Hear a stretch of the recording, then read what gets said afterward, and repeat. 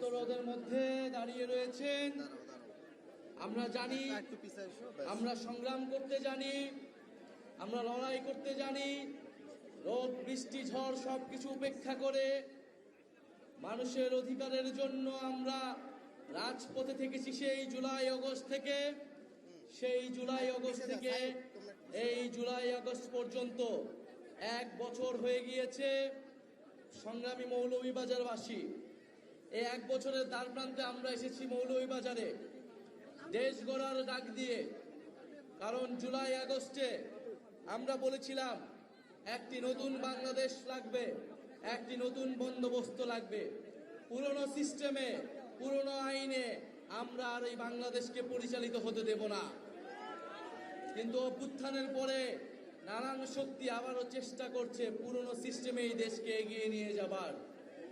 আমরা তখন বলেছি, জুলাই গণ অভ্যুত্থানে আমরা যখন রাজপথে নেমেছিলাম, আমাদের ভাইয়েরা শহীদ হয়েছে, আমাদের বোনেরা নির্যাতিত হয়েছে।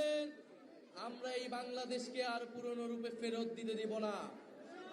বিচার সংস্কার এবং নতুন সংবিধানের মাধ্যমে আমরা একটি নতুন বাংলাদেশের যাত্রা শুরু করতে চাই। প্রিয় মৌলভীবাজারবাসী, গণ অভ্যুত্থানের পরে আমাদের স্বপ্ন, আমাদের আকাঙ্ক্ষা ছিল আকাশচুম্বী। আমরা বলেছিলাম তরুণরা কর্মসংস্থানের দাবিতে রাজপথে নেমেছিল। বাংলাদেশের জনগণ অর্থনৈতিক বৈষম্য বিলোপের দাবিতে রাজপথে নেমেছিল। বাংলাদেশের মানুষেরা মানবিক মর্যাদা, নিজেদের স্বাধীনতার জন্য রাজপথে নেমেছিল।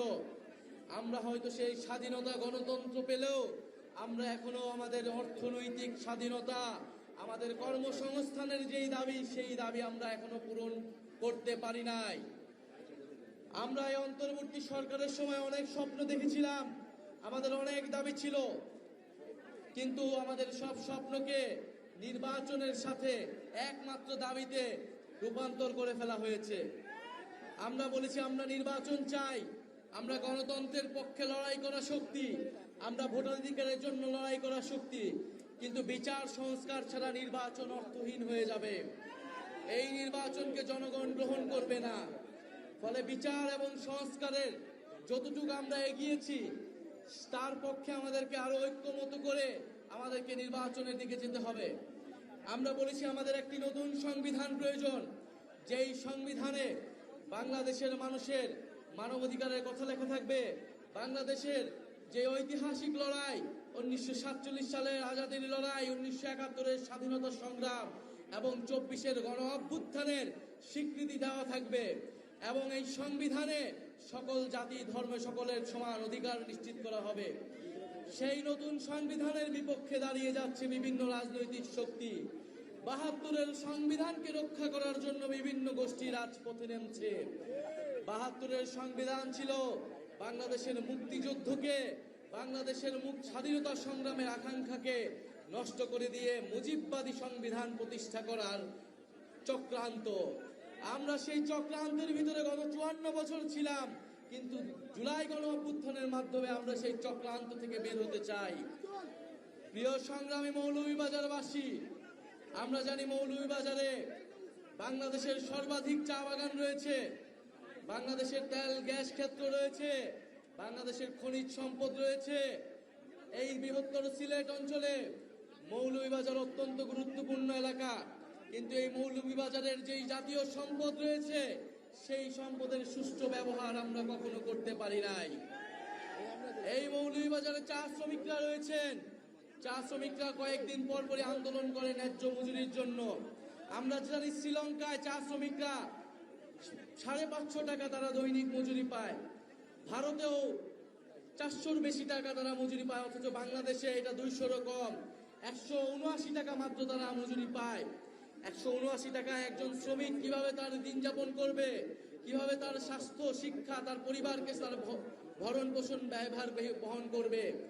আমরা যেই বাংলাদেশ কামনা করি, সেই বাংলাদেশে একজন চা শ্রমিক তার ন্যায্য মজুরি পাবে, তার পরিবারের, তার সন্তানের শিক্ষা এবং স্বাস্থ্যের অধিকার তারা নিশ্চিত করতে পারবে। আমরা এমন একটা বাংলাদেশ চাই। এই মৌলভীবাজারে আমরা চা শ্রমিকদের অধিকার নিশ্চিত করতে চাই। এই মৌলভীবাজারে যারা বিভিন্ন জাতিসত্তা রয়েছেন, খাসিয়া পাংখোয়া সহ বিভিন্ন ক্ষুদ্র জাতিসত্তা রয়েছেন, আমরা তাদের অধিকার নিশ্চিত করতে চাই। মৌলভীবাজারে যারা আলেম সমাজ রয়েছেন, যারা মাদ্রাসার ছাত্র রয়েছেন, আমরা জানি জুলাই গণ অভ্যুত্থানে এই মৌলভীবাজার সহ সারা বাংলাদেশে আপনারা ইনসাফকে বাংলাদেশের স্বাধীনতার পক্ষে লড়াই করেছিলেন। বাংলাদেশের সেই স্বাধীনতার পক্ষে, জনগণের পক্ষে, জুলুমের বিপক্ষে আপনাদের যে লড়াই, সেই লড়াই অব্যাহত থাকবে। জাতীয় নাগরিক পার্টি আলেম সমাজের পক্ষে থাকবে ইনশাআল্লাহ। প্রিয় সংগ্রামী বন্ধুগণ, বিবিসিতে একটা রিপোর্ট দেখলাম আমরা হবিগঞ্জ জেলার বানিয়াচংয়ে, যেখানে পুলিশ হত্যাকে প্রমিনেন্ট করে তোলা হচ্ছে।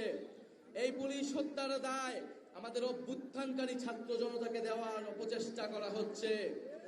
আমরা দৃঢ়ভাবে বলতে চাই, ৩রা আগস্ট আমরা এক দফার মাধ্যমে স্পষ্ট করেছিলাম আমাদের এই লড়াইটা শেখ হাসিনার ফ্যাসিস্ট শাসনের বিরুদ্ধে লড়াইয়ে পরিণত হয়েছে।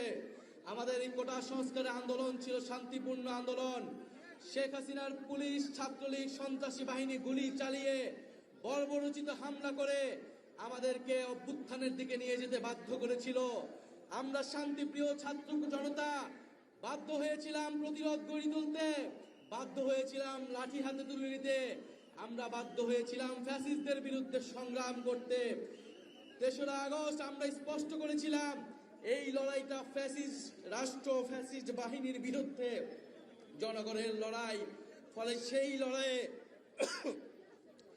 লড়াইয়ে জনগণের পক্ষে যারা ছিল তারা বাংলাদেশের স্বাধীনতার জন্য, মুক্তির জন্য লড়াই করেছিল। যারা শেখ হাসিনার পক্ষে যে সকল পুলিশরা ছিল, যে সকল সন্ত্রাসী বাহিনী ছিল, তারা ফ্যাসিস্ট বাহিনী হিসেবে, দোসর হিসেবে সাব্যস্ত হয়েছিল। প্রিয় সংগ্রামী বন্ধুগণ, আমরা জানি মৌলভীবাজার একটি সীমান্তবর্তী জেলা। আপনাদের সাথে আসাম ত্রিপুরার সীমান্ত রয়েছে। এই আসাম ত্রিপুরার সাথে বাংলাদেশের ঐতিহাসিক সম্পর্ক ছিল, সাংস্কৃতিক সম্পর্ক ছিল। আমরা জানি আসামে দীর্ঘদিন ধরে বাঙালি বিরোধী আন্দোলন চলছে। আসামে বাঙালি জাতিগোষ্ঠীকে, মুসলমান এবং হিন্দুদেরকে বাংলাদেশি সাব্যস্ত করে সেখানে তাদের নাগরিকত্ব কেড়ে নেওয়া হচ্ছে। আমরা কয়েক বছর আগে এই হিন্দুত্ববাদী মোদি দেখেছি এনআরসি আইনের মাধ্যমে আসামের মুসলমানদেরকে দ্বিতীয় শ্রেণীর নাগরিকে পরিণত করেছে। আমরা স্পষ্টভাবে বলতে চাই, এই মৌলভীবাজার থেকে বাংলাদেশে আমরা যে সম্প্রীতির রাজনীতি করতে চাই, পুরো দক্ষিণ এশিয়ায় এই সম্প্রীতির রাজনীতি আমরা ছড়িয়ে দেব। পুরো দক্ষিণ এশিয়ার নিপীড়িত দলিত, মুসলমান এবং বাংলা ভাষীদের পক্ষে বাংলাদেশ লড়াই করবে। প্রিয় মৌলভীবাজারবাসী, আজকে আপনারা এসেছেন, আপনাদেরকে সাধুবাদ জানাই। জাতীয় নাগরিক পার্টি ইনশাল্লাহ আপনাদের অধিকারের জন্য কথা বলবে। ইনকিলাব ইনকিলাব, এই ক্ষমতা না জনতা, ইয়া প্রশ্ন সংগ্রাম, দালালি না রাজপথ। ইনকিলাব ইনকিলাব, মুজিববাদ মুজিববাদ। মৌলভীবাজারে কোনো পার্টি আছে? ছাত্র গণ অভ্যুত্থানের কোনো পার্টি আছে? কোন সেই পার্টি? সবাই বলো, হাতের তালি, মুখে বলি। সারা দেশে জোর হলো না, ইয়ারো জোরে সারা দেশে মৌলভীবাজারে সবার সেরা